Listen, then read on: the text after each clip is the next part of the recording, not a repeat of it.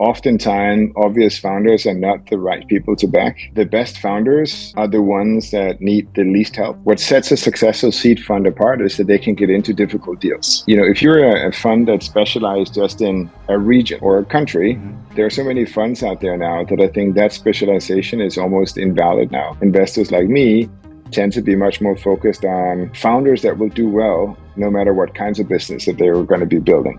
Most of the partners don't want to do in the investment committee that ends up being the best deals. 大家好，欢迎回到元宇 YUVC。今天我们的嘉宾是有10多年投资经验的连续创业者 Christian Dorffer， 他已经投了150多个公司，用近10年欧美972个独角兽创始人的 DNA 报告驱动投资下一个10年的独角兽。你可以在 Defiance Capital 官网看看这个报告。Thanks a lot, Christian. It's really honor for me to invite you here on my pod, YUVC, the Immigrant Capital podcast. This is my girlfriend and also partner at YUVC podcast, Yuyan. You can call her Yuyan. So we actually met in our last company. Yeah, you can call me YY. Yuyan is a little difficult. Yeah, right. YY. Great to meet you. Clarify all the errors of pronunciation. Yeah, I think I would get most Chinese names wrong, unfortunately. That's it. I have quite a lot of Chinese friends who are founders, entrepreneurs, etc. And I am speaking to a few Chinese LPs and LPs from Hong Kong, etc.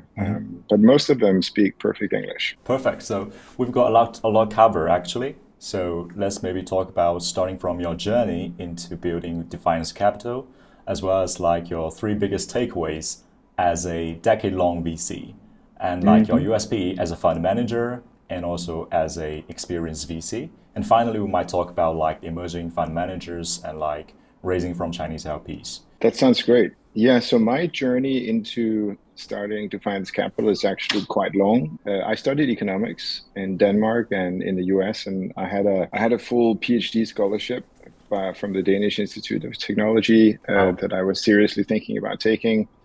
But then for different reasons, I chose not to do it. And I the first part of my career in management consulting, but after a few years in London in management consulting, I really wanted to go back into tech because I saw lots of people I admired building startups. So I was really bitten by that entrepreneurial bug. But I didn't really have a route in because my entire network was either other consultants like myself, or it was executives in the companies that we were advising. So I didn't know any VCs, I didn't know any founders. When the opportunity presented itself, I left consulting. I joined a friend who was running Yahoo in Northern Europe, and he founded a daily deals business similar to Groupon. So I joined them as the first employee, essentially, and we raised VC backing and built out that company. And after the exit, I built a gaming company with some very successful gaming entrepreneurs who previously founded a company called Playfish that was acquired by Electronic Arts after 18 months for over 300 million. So I basically transitioned from consulting into becoming a tech entrepreneur and learning everything about building tech products from the ground up. So I would say luckily you didn't pursue the PhD way. Otherwise a path to entrepreneurial activities will be another world to you then. Maybe, yeah. I mean, there are a lot of PhD students and professors now who are quite entrepreneurial in places like Stanford and MIT, but still it's not the same as, building everything yourself and having to roll up your sleeves and being your own boss.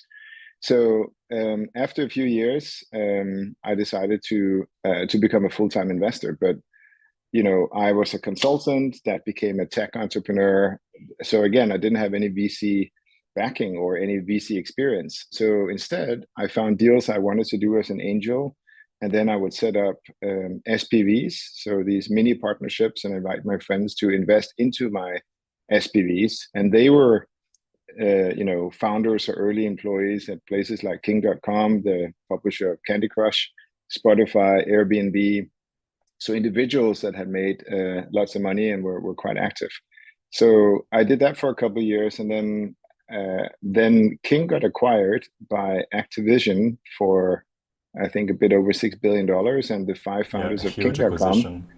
Yeah, they asked me if I would like to set up and run their founders funds, which we called Sweet Capital. So they put first 10 million of their private wealth into it, and then later $40 million into it. Yeah. And I was the only employee for the first 4 years. So I structured the setup. Cool. I was the CEO. I sourced all the deals. I sat on the boards, So again, it wasn't really a VC fund. It was more like a family office, but we were Yeah. learning to become a VC fund. And after 7 years, I had deployed most of the capital, and a decision was made to pause investing a little bit. And I then decided to start my own fund. And at that point, keep in mind, I had then been in management consulting for 8 years. I had been building tech companies for about 4 years, 5 years, and then I've been doing, SPVs and running a family office essentially for a decade. Only then did I get into VC and starting Defiance Capital, which is my own fund. So it was quite a long road, but I had the intent from early on that this was the route I wanted to get. But unless you kind of take the traditional route into becoming a VC, where you do investment banking first and then you join as an associate after college, it's very difficult to break into it unless you start your own fund. So, and the background for Defiance was really to say, there are over 1,000 seed funds in the States. There are over 1,000 seed funds in Europe. Who needs another seed fund, And I had developed a good access to high quality founders and good experience in picking the right founders. I made a lot of mistakes, but the more you're in this business, the fewer mistakes you make, and the more likely you are to get lucky.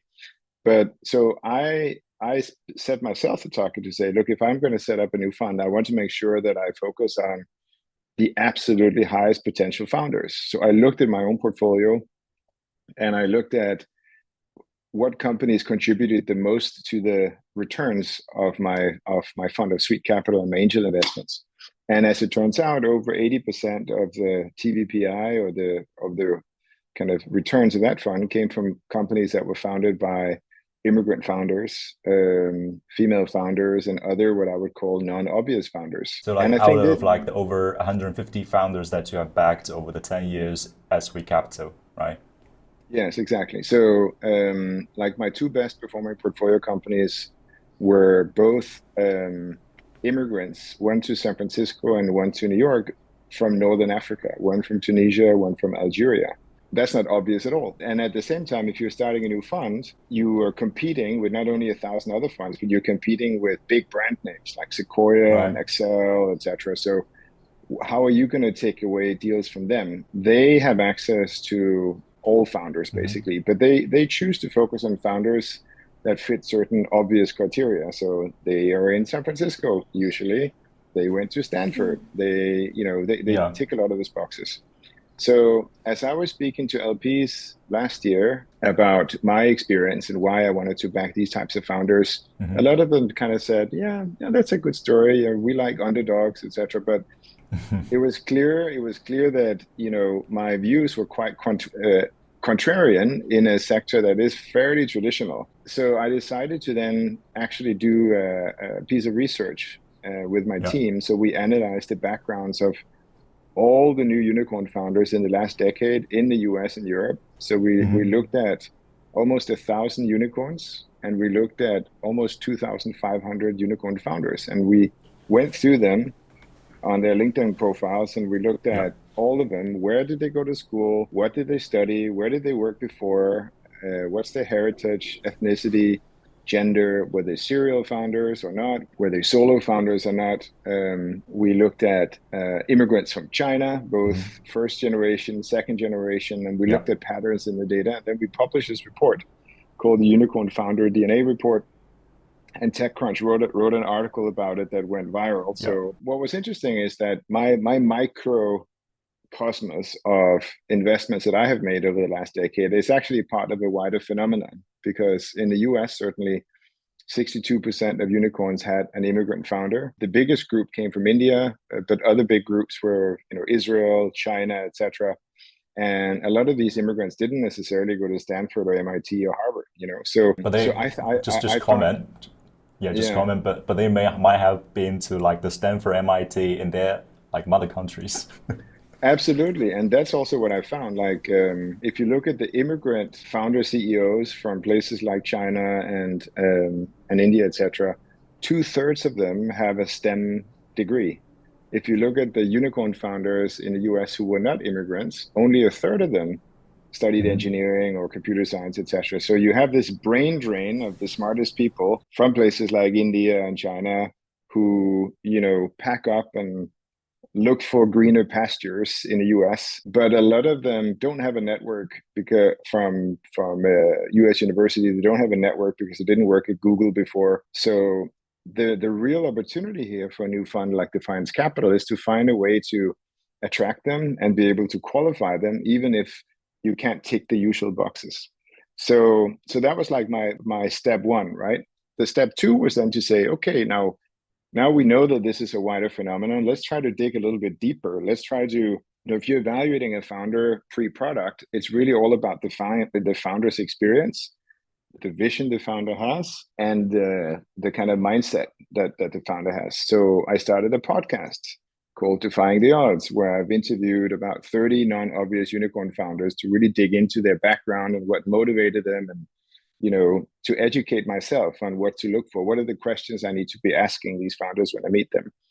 And we've now run a large language model analyzing all the details of these in-depth interviews. And we have used, we're transcribing about 100 other interviews with other non-obvious unicorn founders and athletes, because there are a lot of parallels with athletes as well. And we're using AI to analyze all these. And we are now developing some really strong themes and specific factors and specific questions that we're asking entrepreneurs when we meet them, that allows us to predict whether that immigrant from China who arrived with no network in the US has what it takes to actually, go all the way and build a very large company.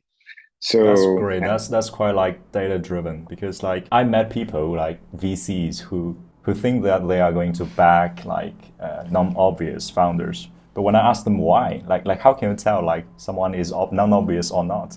They have no answer. It is like you get a conclusion. So someone got successful and he wasn't that obvious before. Is there any result or conclusion you get from the AI beyond your anticipation? No, I would say, I mean, I've done most of these interviews myself. So obviously I've been in all the conversations, so I know what I'm looking for is more a systematic approach to categorize everything that I've heard. So it's not just hearsay, but I would say there are three key motivators amongst founders that are the major drivers and reasons why they end up succeeding. Obviously, all of them need to be bright. All of them need to be intelligent, because you need to be able to learn quickly. But the underlying biggest driver of success is really how much do they want this? How motivated are they? And I think there's one group that I would call no plan B. These are the people that often immigrate from developing countries like Africa or Latin America, and this is their big chance. Like often cases, their parents didn't even go to high school. They are making a generational impact for their whole family, and everybody depends on them. They are not going to give up. Or can I say that they've got nothing to lose actually?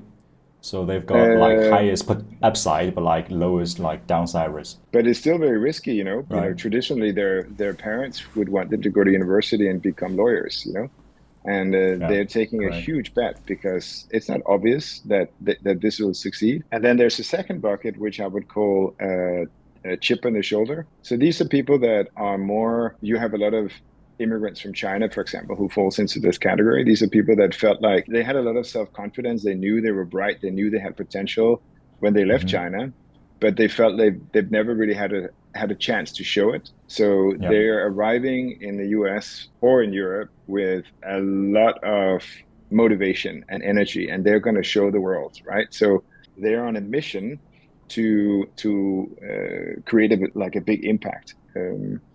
And then you have a third category, who are people who are often children of other entrepreneurs or children of people with STEM degrees who grew up in households where there's a lot of experimentation. Like they didn't necessarily have wealth, but they also didn't necessarily, they weren't missing anything. But the parents were quite involved in the children's development, and they would do math camps and chess championships, and a lot of them would be in sports, and they will be doing all these interesting projects together with the parents. So they're always in what I would call experimentation mode, especially if the parent is like an inventor. They want to Yeah. become like the dad who's an inventor, right? Many of them just naturally fall into becoming entrepreneurs because they're curious. Yeah. There's like the only female unicorn founder in Finland, for example. She grew up with a father and brother who were both engineers. So of course she went to engineering school. In her computer science class at university, she was the only woman, but she never thought about it. Mm-hmm. And she was kind of cool because she was the only woman. Like the other engineers really respected her because she was different. And then, from there, someone said, "Oh, why don't you join the PhD program?" So she did a PhD. During her PhD, she realized that she could have bigger impact if she, Mm-hmm. instead of staying in academia, she would actually take her dissertation and build software and prove it to businesses that it works. So she did that. And, at first they didn't have any money, but they came from this whole kind of grant mentality where they would get Yeah. grant funding, and then they started generating some revenue and learned along the way. And after a number of years, they became a unicorn, so there are lots of examples of that. And this category of entrepreneurs actually, they don't necessarily think of themselves as entrepreneurs. They're just always curious and they're building stuff, and Mm-hmm. sometimes it works out, but they're not, Yeah. they don't have MBAs, they don't move to Silicon Valley. They're just very focused, they work hard, they're curious, and they're having fun with it. Yeah. They just continue expanding like the frontier of their productivity and curiosity and follow that Exactly. track. Exactly. So I think this study and the podcast and all this analysis that we're doing now of other people's podcasts is really educating us and is refining our own scorecard for how we evaluate Mm-hmm. founders. And again, it all comes back to, if you want to start a new fund right now, you've got to make sure that you're going to be one of the best funds out there. And how do you do that? Well, you need to use data. You need to, use advanced analytics to figure out how to pick the right founders and how to support them. And the other thing is then we're entirely focused on enterprise AI, because if you are looking to be a top performing fund, you need to look for technology that is currently transforming industries. I mean, you kind of look at outdated technology and slow moving industries. You need to focus on things where there's a lot of change happening. A little curious that you have mentioned that there are some common traits for the non-obvious founders, and I want to know, how did you put these kind of factors into a quantitative empirical research? Like, how did you define a founder having a chip on the shoulder or not? Yeah, so I think if you look at all the data that I've looked at, so 2,500 unicorn founders, you look at their background, you look at where they go to university, and you then reach out to the ones who are. I mean, I've spoken to probably 100 of them. Some of them did go to top universities, but they're immigrants, and they're first in their family to go to university. So it comes out in their stories. My questions in my podcast always start out by saying, "Tell me about your background. Tell me about your family. What was your Mm-hmm. inspiration? How do you get started? Why are you doing this? I mean, you Yeah. could go and get another job. Why are you choosing this?" And they will tell you. So, I'm using AI much more to do text analysis across a very large number of in-depth interviews. But the actual factors I identify directly in these conversations, and I just quantify them. I put them into factors, and I look at similarities across the data set. But they're all in the conversation. For these non-obvious founders, do you have any advice for them? Do they need to be more self-branding to some extent? Because I know there's some existing social bias, but apart from that, what can they do to improve their situation now? It's really interesting, right? Because a lot of the non-obvious unicorn founders I've spoken to pretty quickly found out that investors were not that interested in them. And a lot of Mm-hmm. them are Right. quite introverts. They're brilliant, but they're introvert. They don't like to speak in public. Many of them are not even on social media. They're experts at building products and executing. And I would tend to say that they should focus on what they do best. I mean, there's nothing worse with someone who is uncomfortable being a public speaker, spending their time being a public speaker when their superpower lies elsewhere.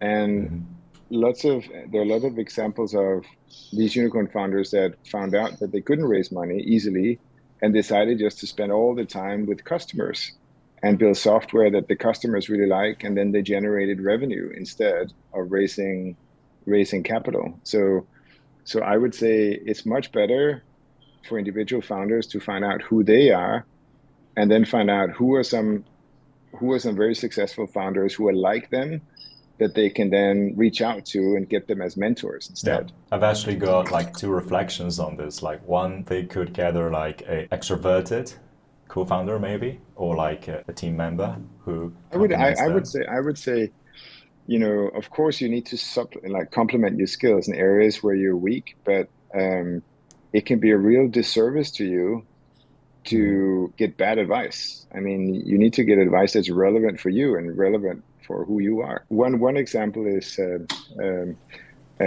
female solo unicorn founder in San Francisco called Sherry Wei, he's a first generation immigrant from Shanghai, I think.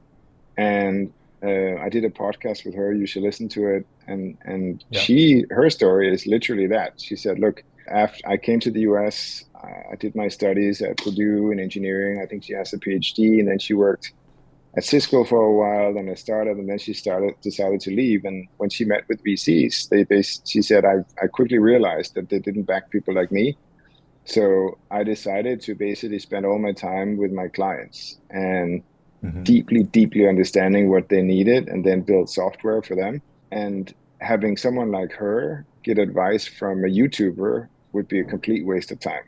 She should get advice Right. from someone who is like her, but 10 years ahead of her, and she doesn't like to do any public speaking. She even hired a CEO to be all like the public facing person, so she could just focus on working with the clients. So I think what I've learned is you need to find relevant mentors who you aspire to become like, who are like you, but who manage to figure out a way to be effective with who you are. To answer your question, if you are in China and you want to immigrate to the US, and you are like a content creator in China, well, you should try to build, a relationship with the types of content creators in the US that you want to learn from and become like. But if you're someone like Sherry Wei, you should reach out to someone like Steve Wozniak, who is the behind the scenes guy who is great at hiring people and executing and building products. That's much more relevant for you. And it's equally likely that you'll succeed, because instead of having your destiny decided by VCs who will either give you money or not, you take control of your destiny by working with clients and generating revenue. And then at one point, you'll get to a point where the VCs will come knocking on your door because you built a great business. Got it. So what's a perfect founder profile for you now? Like Zuckerberg style and women and from So now, immigrant? I mean, I'm looking for there are certain things that we're particularly interested in. We like founders who have experience building. So we like technical founders. They don't need to have had big exits, but they need to know how to execute.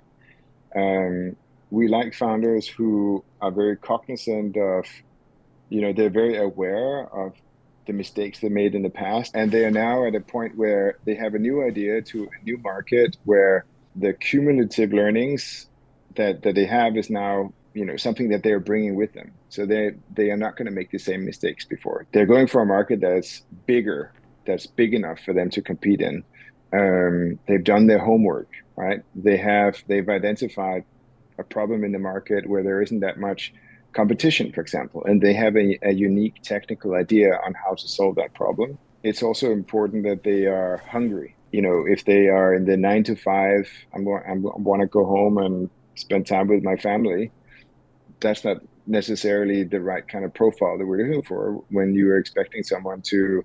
It's the same if you want someone, if you're looking to back people who are trying to win a gold medal at the Olympics. They're not going to be home a lot. They're going to be training all the time. So we're looking for that hunger and technical capability and experience. And another thing that's really important for us is that they have a team, because one person will struggle to do everything themselves. And we really like people who have experience working together in the past. It could be that it's, the same team or a similar team that has built maybe a couple of companies before. So they know exactly what each of them is good at. They know how coordination and, decision making becomes super easy because everybody knows, what their responsibility is. All of these things are risk factors that we look at. And I would say, what's interesting with Defiance Capital is that we're looking for people with a certain type of experience and a certain type of mindset. We're looking for that because of our experience looking at what makes unicorn founders. So we're not specifically looking for female founders or founders of color, but it just happens that people who have a history of having to work extra hard at getting there are more likely to have these kind of mindset, because I've backed founders who come from very privileged backgrounds, like who grew up in big houses and went to Stanford. The parents went to Stanford and they never really had to overcome any major challenges. And very often I see in my own investment experience that when things get tough, they know that VCs will give them money for their next idea next month. So when things get a little bit tough, this business is probably, it's not what I expected. It's a lot harder to do. It didn't take off straight away. Fuck it. I'm just going to close it down and start something else. I have a new idea. So you see a lot of these types of people. They start a new company every 2 years and hope that one of them will work out. They always raise money. Those are difficult to back, because you're very likely to lose your money. Whereas people that are used to overcoming challenges, building a company often is much less of a challenge than what they've had to overcome in their personal life. So they're not giving up, and they're resourceful. They know how to handle things, So I think it's all about the mindset, the experience, and then of course the market and the level of innovation they have in a particular market. Very insightful. So are you planning the next data-driven study? Well, I am actually. We're spending a lot of time now running these decision trees or knowledge trees on these all these in-depth interviews with unicorn founders, and we're now also running it with in-depth interviews with famous athletes like Michael Jordan, Kobe Bryant, Cristiano Ronaldo, Serena Williams and stuff, because if you take away the sport or the business, the personal challenges and the mindset is very similar across all of them. So we're then going to be comparing the knowledge trees of founders and athletes and other high performers and look at what the similarities are. And this will also inform our future decision making in terms of what founders to back and what support to give them. Again, this comes into, if you're only looking to back people who have this winning mindset, you would also want to coach them like they're winners, right? So the whole thing kind of fits together. We're looking for a certain type of founder who needs a certain type of support. And that's the whole support network that we're setting up with the fund. Yeah, there are also actually like a number of like sport athlete turned VCs. They might be really the outliers out there. I know, yeah. But a lot of them tend to just invest in like sports tech, things that they know, which is a little bit limiting. Some of them, like Kobe Bryant, started their own private equity fund and looked much wider. But it's very interesting. I mean, we're doing an event with one of the big football clubs in Europe later in the year, where the president of this football club will talk about how they select talent and how they develop talent in Europe. And I will then share some of our research about how we see, how we define talent. That's nice. So you'll see more of these kind of connections coming from us. And I might even write a book at some point around that special mindset and how to develop that mindset or how to nurture that mindset later. Yeah, it's actually such an interesting study that I really want to translate into Chinese and to bring it to more like Chinese founders and tech VCs, and like the bring the thought leadership to the wider Chinese community spanning across the world. I think that would be great. And actually one of my portfolio companies, which is an AI company, who are also helping us with this. I think they will be an interesting player for you as well. It's a company called Deep Media, and they do deep fake detection. So they started out basically doing deep fakes to generate all the data, and now they're working for governments and major media companies to be able to detect what is real and what is not. But that same technology that they're using can actually translate video content into other languages. And one of the things that they could build in the future is basically an instant translation. So we could be having this call, and I can be speaking perfect Mandarin to you without any delay, and with my face and everything moving like I was a native Mandarin speaker. Yeah, but actually, like the tech really empowers that happening, but like it's not like the same, right? It's not authentic anymore. I mean, it's good, but it's not that authentic that you are really like the British Christian Dorffer speaking to me in But then British. you can choose which language that you want to communicate in. I mean, Right. I will never pass for being Chinese, and if you have the video, but think of the barriers that you could Right. overcome by all of a sudden allowing people who are educated in a culture or a religion or in a political system who want to learn about the world. Many of the wars out there are power motivated. Most of the people in the world's countries want peace and are kind, you know, productive people who, if they knew each other, would never go to war with each other. But many of their leaders think differently. So I think giving people access to tools to make up their own minds and educate themselves and Yeah. build businesses, etc., is super powerful. Right, technology empowering the individuals and organizations. So, Mm-hmm. Christian, I'd really love to dive into like the USPs of you and Defiance Capital as a fund, right? So, like, I'm Sure. also curious, like, apart from deep in media, are there interesting portfolios or tech companies that you've come through lately? So, I mean, we've done our first 5 investments so far, but 3 of them are in stealth, so I cannot really talk about them too much. But Deep Media is one, also an immigrant founder. He's Indian, his family is from India, but studied computer science at Yale. Another portfolio company I can talk about, it's based in San Francisco as well. It's a company called Upside. And Upside was founded by one of the founders of Branch.io, which is also a unicorn. And at Branch, which is also an enterprise software company, they realized that it was difficult for them to really determine which part of the organization had the greatest influence on driving sales. Was it the dinner with clients that some of the team members did last week? Was it the conference that they went to and they spoke at? Was it the Medium post that was put out? Was it the newsletter? Was it the sales rep?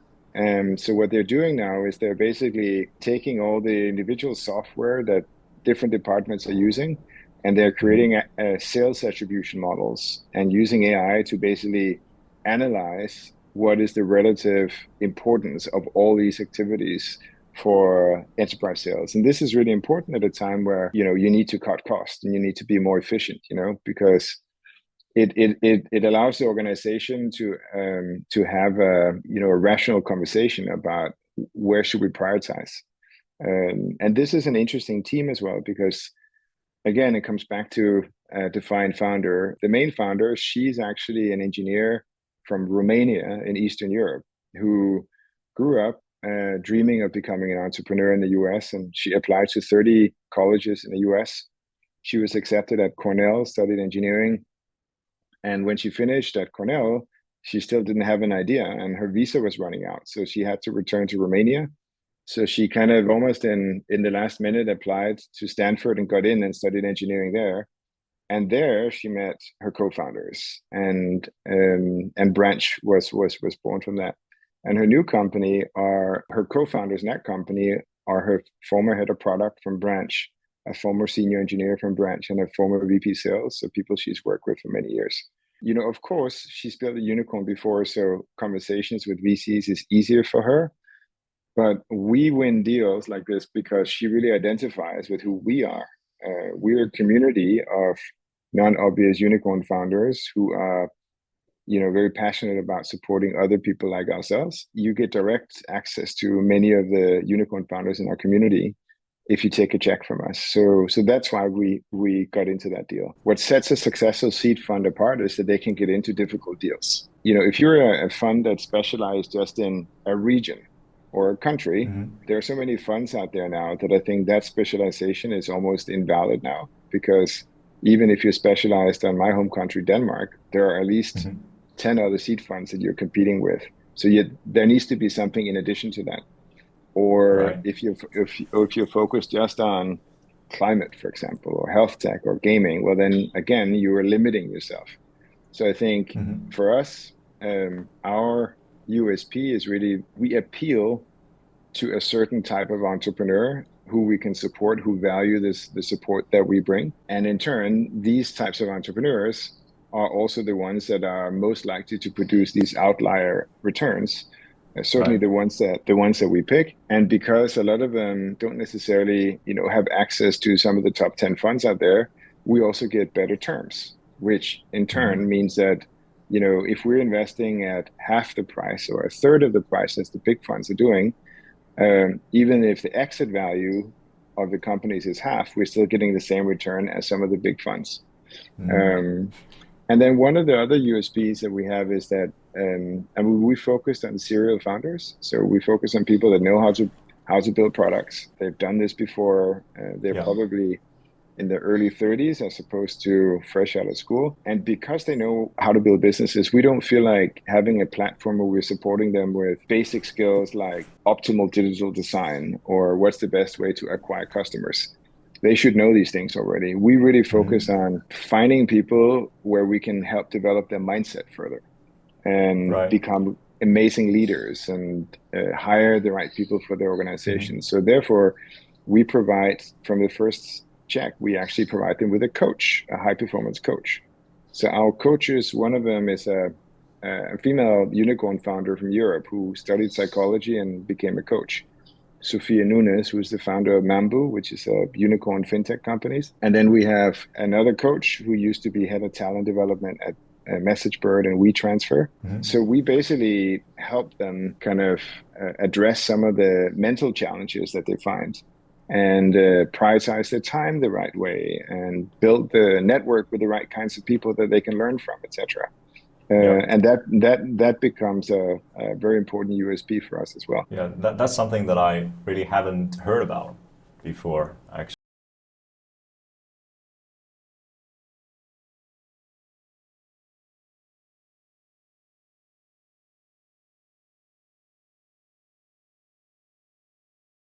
These days, especially in such a difficult time, could really help these founders. The occurrence of mental health issues is much higher amongst founders. Like many of them, just because of all the challenges that you go through. So many of them burn out. Many of them are deeply depressed and etc. So I think helping mitigate that is really important. Yeah, actually, Christian, before knowing you, I thought like management consulting was like, wasn't a great, career start for being like a VC. But like after knowing you, I think my mindset had changed, because like management consulting for you really becomes a toolkit for you to do this kind of in-depth research, which like VCs don't really like to do. I think it's more that I came from a science background, and then management consulting attracts a lot of intelligent, ambitious, chip on the shoulder, middle-class kids. And then, you get your first check, you start making like 100,000 a year and you think you've made it because you came from a small town. But then after a few years, you realize that you're only just helping other people. You're not developing any assets yourself. So then you get hungry. You want to do something yourself, So I think management consulting was useful for me because it forced me to, you're often thrown into the deep end with people who are 20 years older than you, and you have to help them solve a problem. That's scary and exciting at the same time. Challenge. But in many ways, that's also entrepreneurship.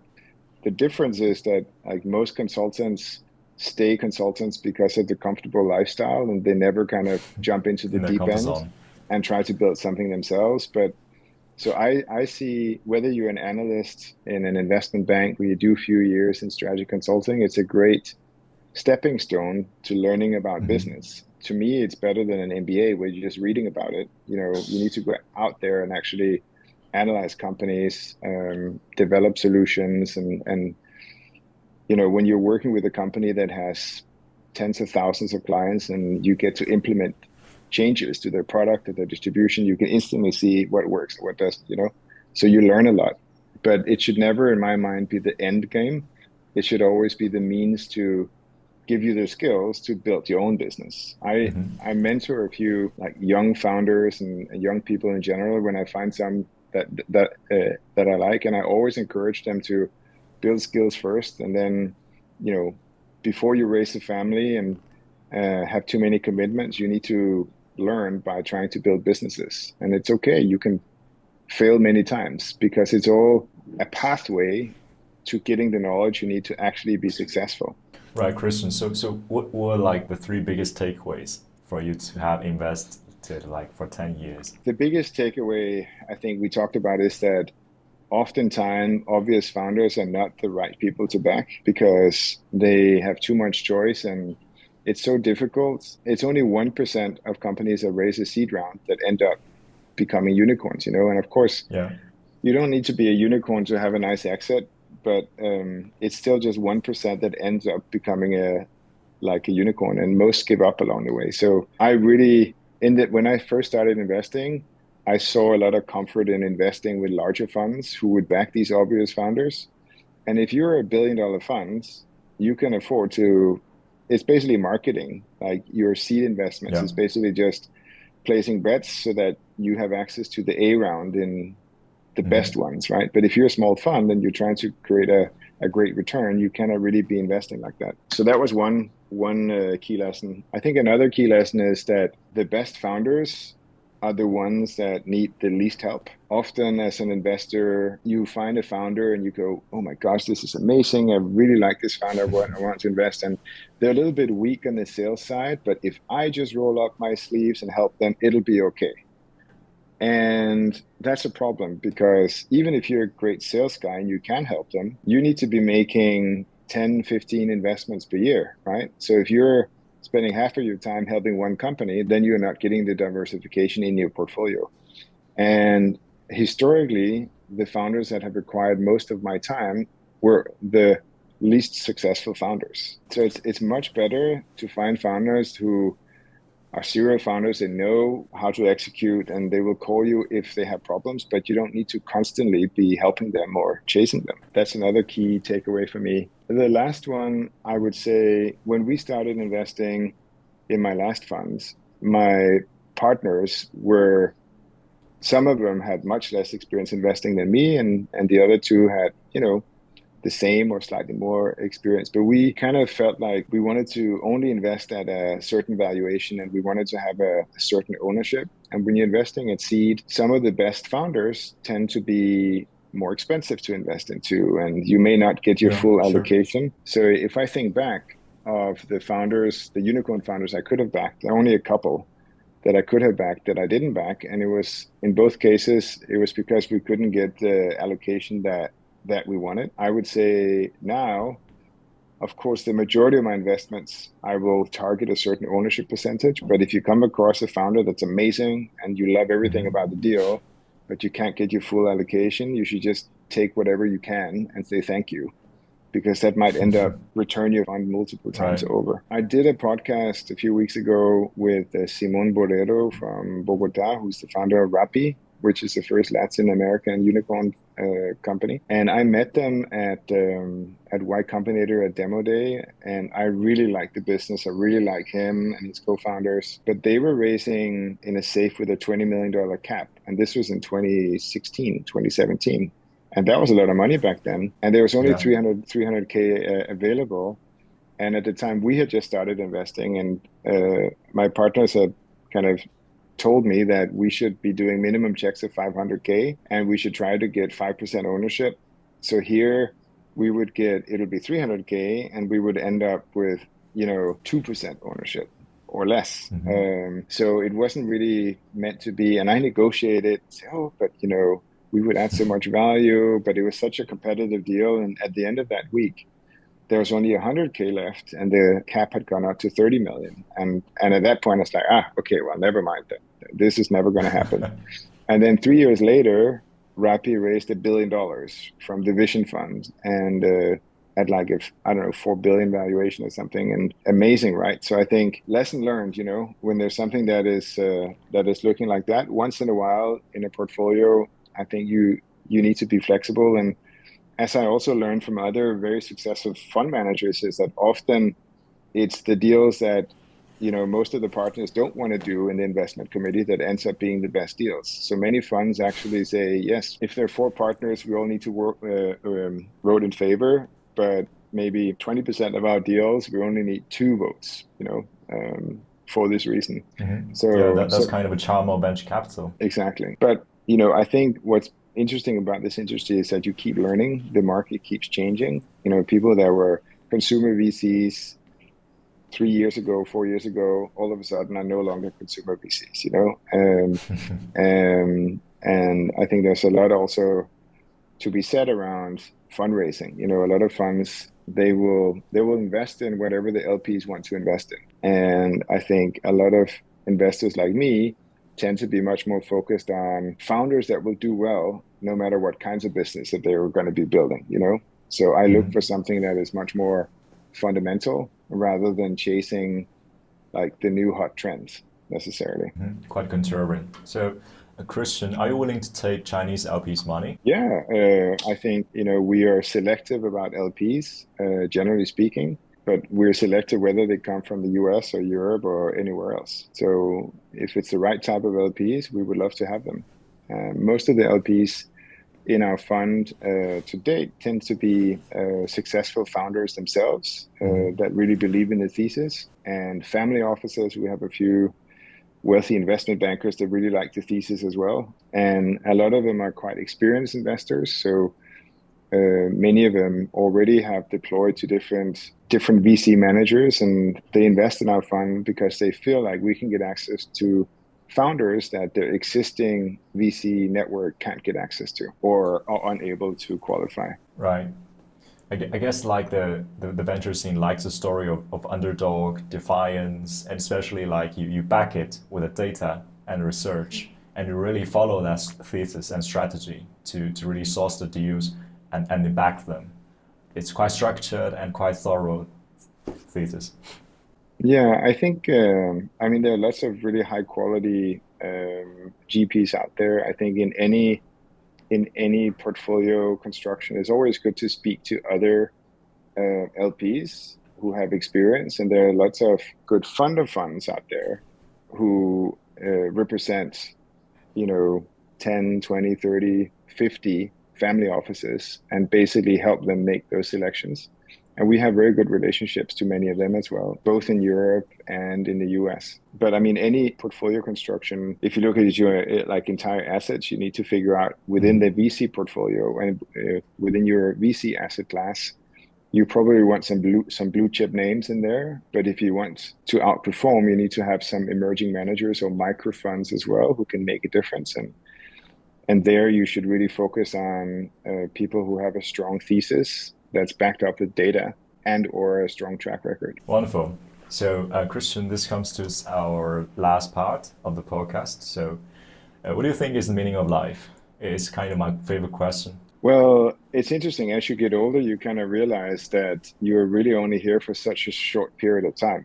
I have young children, and for me, I want to make sure that I pass on values and curiosity and like the right behavior in them so that they can take place of the world later on. And I think, if you look at the evolution of mankind, we've always developed tools, we've always been learning, we're always trying to make improvements along the way. So I think our generation is no different.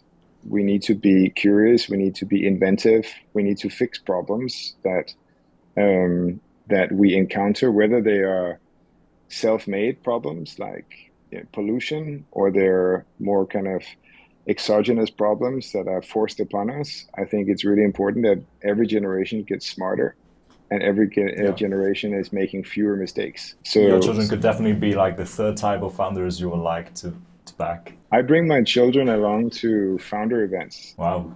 Like regularly. Like my oldest is 9 and he's been to my annual founders retreat in Costa Rica with 40 other founders for 4 days. he's listening to our conversations. I tell him, this person over here, he's solving this problem. He goes, wow.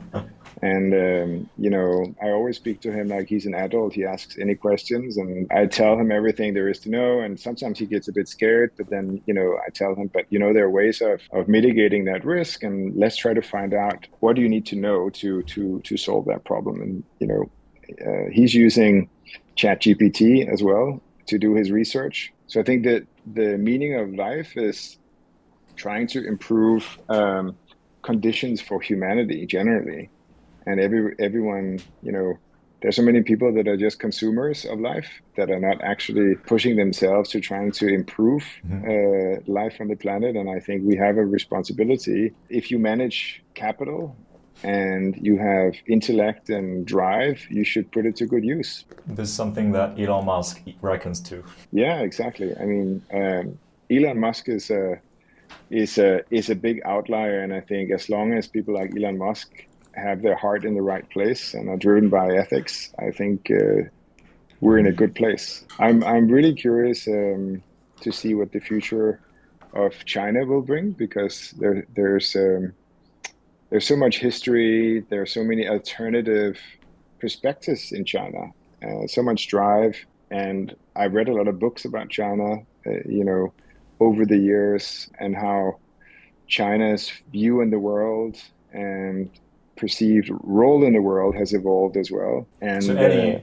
defiant or outlier person that you have came across or know who happen to be Chinese? There's so many. I mean, Sherry Wei, who I interviewed on my podcast, is one. Right. She's the founder of Aviatrix, but she's a fairly unknown Chinese founder, right? But look at Silicon Valley, and you look at the number of Chinese highly motivated PhDs who are working at the cutting edge of technology. It's mind-blowing. It's really impressive. Right. I do hope that, Western education is one thing, is very powerful, but look at Chinese medicine, for example.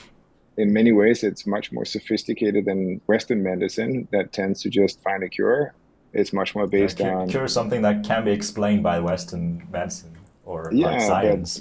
But like the whole concept of preventative medicine and plant-based medicine, homeopathy and things like that is something that China could bring to the rest of the world, and that's just one thing, So I do hope that we will see a lot more innovation coming out of China that can benefit the rest of the world, and I would love to back more Chinese founders. Sure. It's really nice of you to say so, because I also hope that Chinese great founders can be less commercial oriented, but really strive for like the next mile for mankind, like Elon Musk. So exactly. Anything that you would tell like your younger self? Well, I think I would say try to find relevant mentors early. You end up, when you're a young person, you tend up not to know very much. You tend up just to cruise into what you think everybody else expects of you. Had you known what the world looked like and what your special talents are, you could probably have been getting into the thing that you're really passionate about much earlier in life. Speaking for myself, like I spent 10 years in management consulting. I should have maybe just spent 3 years and gotten into entrepreneurship earlier, because that was obvious to me. That became obvious later, but I never had a founder, like a mentor like that. I mean, my father died when I was 16, so I grew up without a father figure. So I have kind of had to figure out things myself along the way. But I am so curious and always learning, and hindsight is always 20/20. What I tell younger versions of myself is exactly that. And I put them in touch with mentors and employers where they can learn fast and figure out where their passion lies and what they're great at. Great. So any advice for us, YUVC? Maybe find the best mentor. Find mentors like Christian Dorffer for now. I think you need to figure out, are you building this? What's the purpose of your podcast? The purpose of my podcast isn't to build a business around the podcast. The purpose of my podcast is to learn and create depth and relevant input to the types of founders that I'm backing. And everybody's got a podcast right now. So Right. I think you need to have a clear purpose and then be very selective about the types of shows that you do to make sure that you're always on brand. And if you fast forward 12 months and you look at all the podcasts you would ideally would have loved to do by then, where will that have gotten you to, because it's very easy. It's fun to speak with interesting people. It's fun to do podcasts, but I think there's so much content and a lot of people don't have time to go through all this content. But if you Right. picked something that your target market is super interesting in, then you can build a brand and it'll be the only place to get that kind of content. Yeah, sure. So for now, like the differentiation of us or like how we position the podcast is like, so venture is super hard today. That's why we call it YU Venture Capital. Like in such a difficult time, right? You could do other things like the question that you asked all these founders. You could have been doing other things. Why did you do this business? So this is like the question that we pose leading VCs like yourself, like why you venture capital as a emerging manager in this difficult time, especially like coming from Sweet Capital to Defiance Capital, from already like a decade-long VC to founding your own VC.